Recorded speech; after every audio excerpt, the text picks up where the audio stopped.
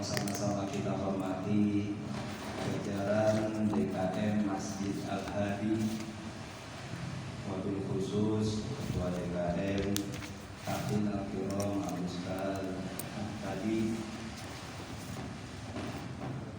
bapak-bapak jamaah perumahan dengan presiden yang saya hormati,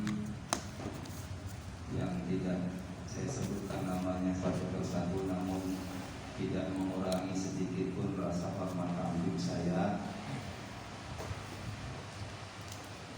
Di pertemuan yang lalu kita membahas tentang pentingnya munajat berdoa husnul khotimah.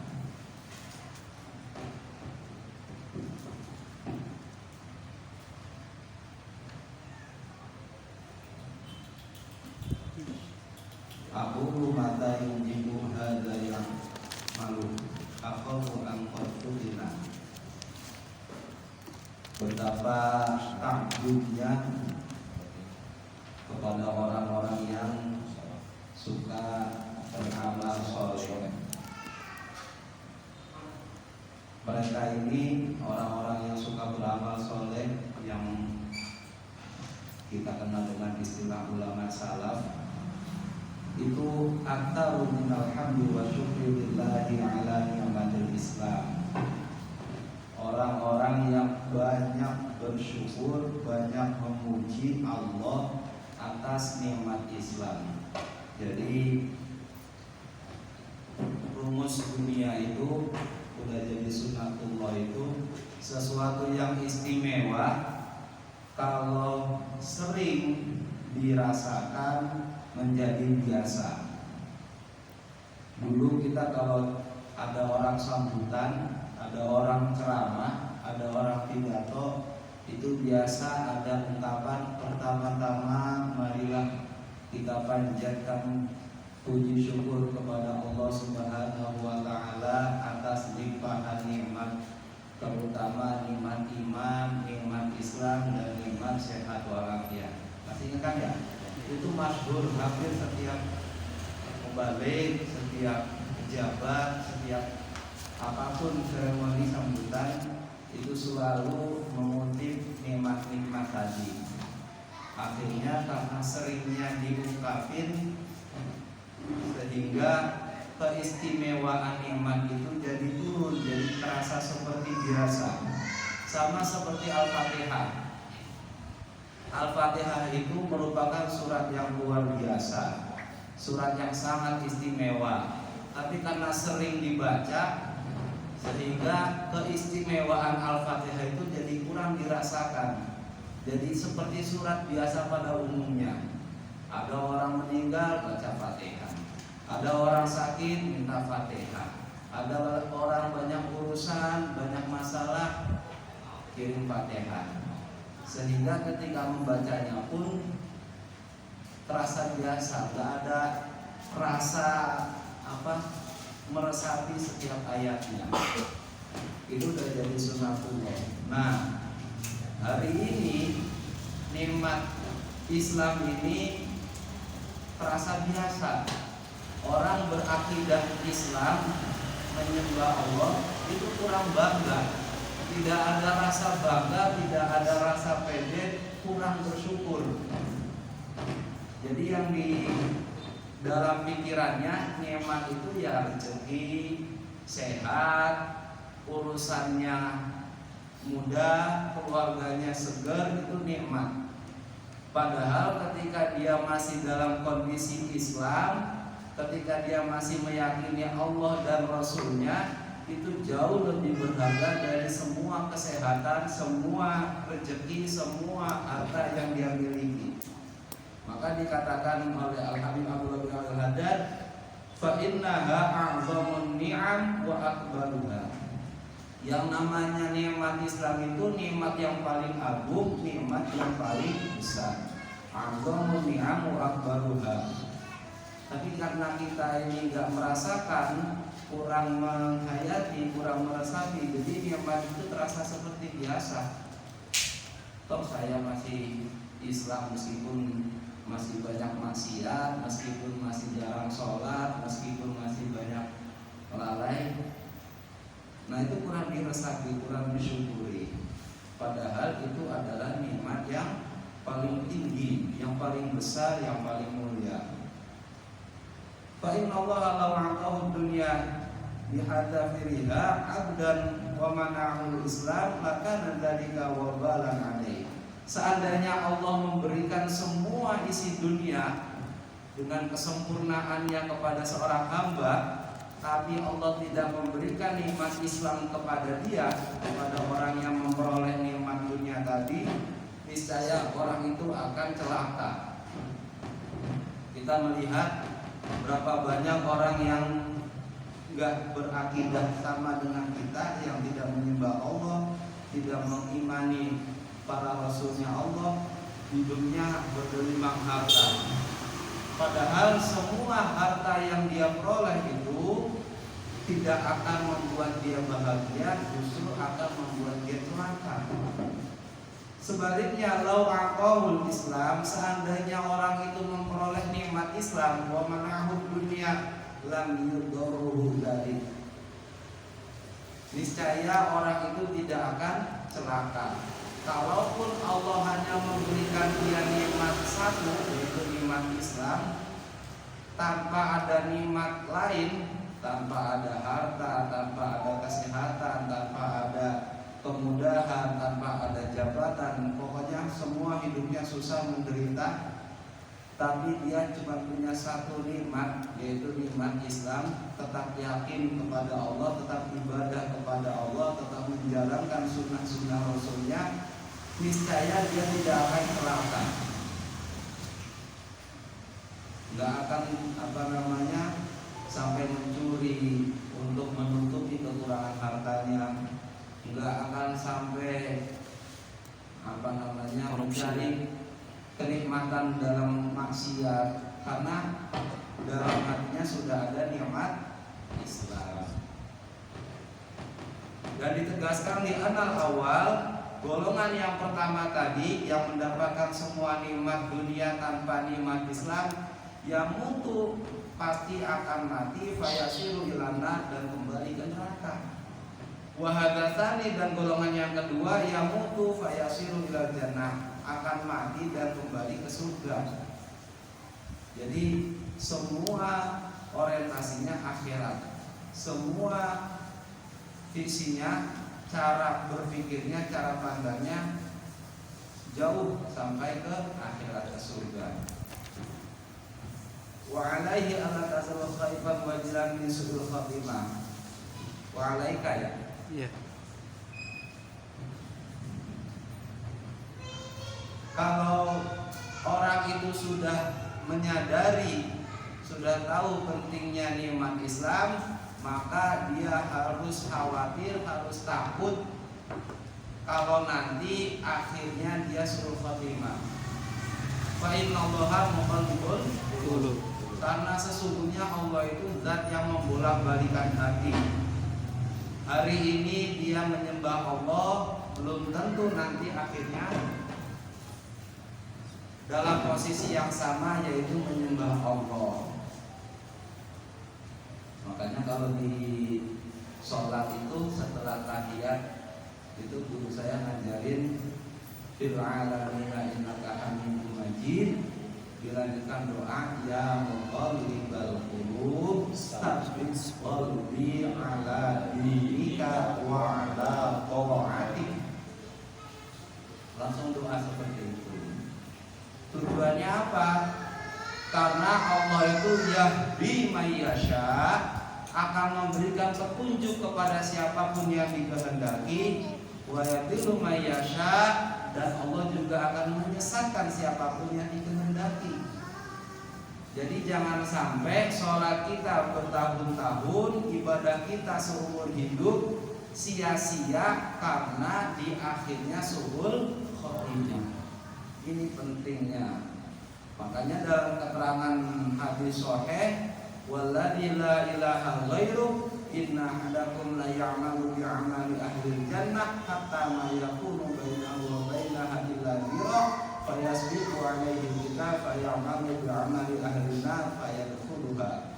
Ada orang yang tiap harinya sepanjang hidupnya beramal dengan amalan ahli surga, sehingga ketika dia rajin beramal dengan amalan ahli surga tadi membuat dia merasa tenang, merasa yakin, merasa pede pasti nanti akan masuk surga. Ternyata fayasbiqu alaihi kitab, dia gak tahu ada takdir Allah yang sudah tertulis sejak zaman azali, sejak zaman dahulu, bahwa yang namanya si A ini, orang yang rajin ibadah tadi ini, termasuk dalam golongan ahli neraka.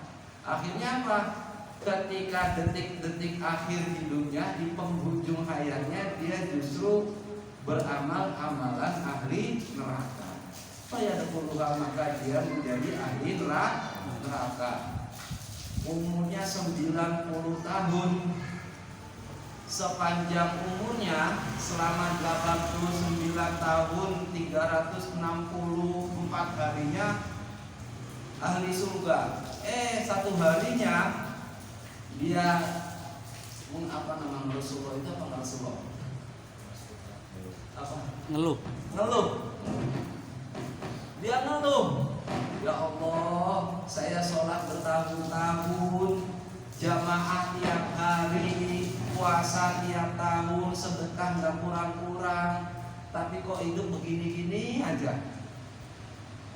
Di mana ini? Apa sholat saya nggak benar? Apa ini saya? Pokoknya dia ngeluh terus. Akhirnya di puncak ngeluhnya itu malaikat Israel lewat. Ketika sedang mengeluh, menyaksikan itu apa? Meragukan kekuasaan Allah, meragukan aturan main Allah. Malaikat Israel lewat. Akhirnya dia meninggal dalam suhul khotimah. Maka jangan sekali-kali terlintas sedikit pun dalam pikiran kita hal-hal yang seperti ini. Karena bisa jadi ketika kita galau, ketika kita lagi error, pikiran-pikiran jelek, pikiran-pikiran rusak ngotorin pikiran kita, malaikat Israel lewat. Kita kan nggak tahu, kecuali kalau jengkingannya rusak. Malaikat Israel langsung selok. Iya, informasinya satu. Sebaliknya, wa inna ahadakum la ya'malu bi amali ahli nar. Ada orang yang sepanjang hidupnya mabok, maksiat, judi, sehingga antara dia dengan neraka itu cuman sejengkal, cuman satu ziro. Tapi karena dalam takdirnya Allah sudah tercatat sebagai ahli surga, ternyata di penghujung hayatnya dia taubat, dia menyesal. Ya Allah, seumur umur saya maksiat, seumur umur saya banyak dosa, nggak tahu diri, saya taubat ya Allah. Beruntungnya pas lagi taubat, menyesal, malaikat Israel lewat, akhirnya jadi husnul khotimah. Makanya kata Al-Habib Abdullah bin Al-Haddad, wa fihi, di dalam hadis ini ada ghayatul khauf, ada puncak rasa takut li ahli taqwa wal istiqomah, bagi para golongan-golongan yang bertakwa dan istiqomah. Orang yang bertakwa, orang yang rajin, yang istiqomah itu sampai takut ketika mengetahui ada hadis ini. Ini hadis bukan sembarangan, hadis sahih. Sehingga orang-orang yang rajin ibadah sekalipun langsung jadi gemetar. Wah, jangan-jangan sholat saya, puasa saya, ibadah saya nggak bisa mengantarkan saya ke surga. Akhirnya jadi takut. Fadlan an ahli tafriq wa takhlid. Apalagi kita yang termasuk golongan ahli tafrid. Tafrid itu ceroboh. udah nggak peduli mana halal mana haram, udah nggak peduli mana yang wajib mana yang sunnah mana yang mubah. Pokoknya lagi males, yang nggak sholat. Kalau lagi rajin, jangankan sholat wajib, yang sunnah aja dikerjain. Jadi ibadah itu berdasarkan mood, berdasarkan lagi enaknya badan aja.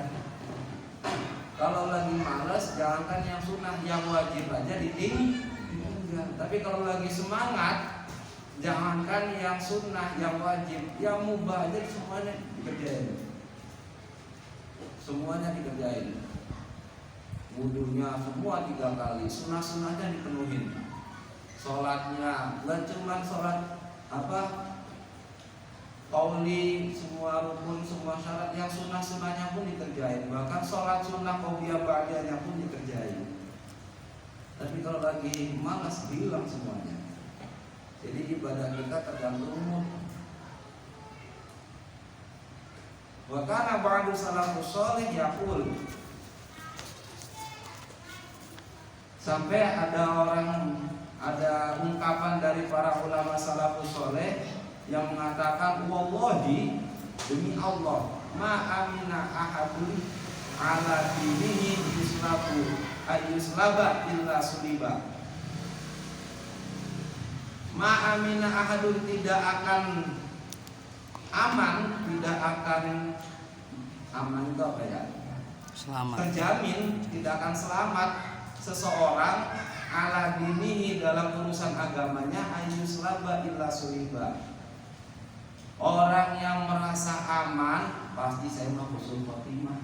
Orang tiap hari jamaah, saya mah pasti meninggal dalam keadaan Islam. Orang tongkrongannya di majelis taklim, saya mah udah pasti meninggal dalam husnul khotimah.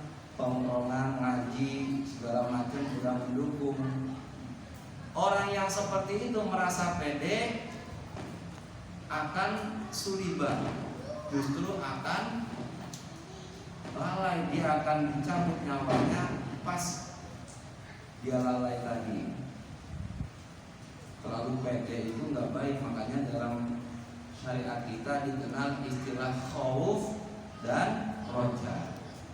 Silakan khauf, kita takut mati, kita takut neraka, su'ul khotimah dan sebagainya. Tapi juga kita jangan menutup diri dari rahmatnya Allah. Harus punya harapan. Walaupun ada ancaman kita meninggal dalam su'ul khotimah, tapi juga kita punya harapan, punya roja. Apa harapannya? Saya yakin ya Allah, Engkau Maha Rahman, Maha Penyayang, gak akan membiarkan hamba ini yang udah berusaha husnul khotimah dibiarkan meninggal dalam su'ul khotimah. Ada harapan, roja. Tapi rojanya nggak kebablasan sampai merasa yakin, merasa pede, merasa aman. Pasti saya masuk surga, pasti saya meninggal dalam husnul khotimah, pasti saya meninggal dalam keadaan Islam. Nggak boleh, rojanya tetap harus dibarengi dengan khauf. Harus ada rasa itu juga, ada rasa takut. Jangan-jangan ibadah saya nggak bisa membuka, tidak bisa menghapus takdirnya Allah. Jangan-jangan saya nanti meninggal su'ul khotimah. Itu harus terjaga. Jadi khauf dan roja, rasa takut dan rasa berharap itu harus seimbang. Sampai situ poinnya. Ya, benar ya? Benar. Sekarang waqad kana salafus shalih.